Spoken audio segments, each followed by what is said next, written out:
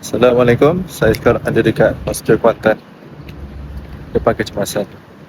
Jadi saya nak kongsikan satu ilmu yang saya dapat belajar dari mentor saya. Saya tak belajar direct, tapi saya belajar post apa yang dipost ke Facebook. So mentor saya ada bercakap, kalau kita nak partner dengan satu company, kita kena lihat dia punya founder dia siapa. Jadi supaya bila kita partner dengan company itu, agent bukan sekadar agent, tapi adalah long term business partner. Bahkan bukan setakat long term business partner, kita adalah business owner juga, sebahagian daripada company itu. Jadi apa maksudnya? Mentor saya ada kongsikan, bila kita buat business, kalau kita kerja baru dapat income, dan itu adalah active income, maksudnya buat kerja baru dapat duit.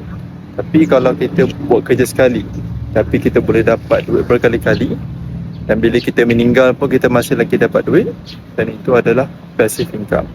Dan itulah apa yang founder Public Gold, Datuk Louis Ng, offer kepada semua dealer Public Gold. Dan itu adalah jaminan Datuk sendirilah, selagi Public Gold ni wujud, income dealer itu insyaAllah akan selamat terus diberikan kepada ahli keluarga dealer yang sudah pun meninggal dunia.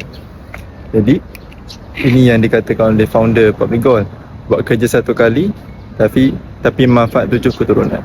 Bukan soal produk apa yang kita jual ataupun promote, tapi kita lihatlah founder dengan syarikat company yang offer untuk kita jadi long term business partner dengan dia.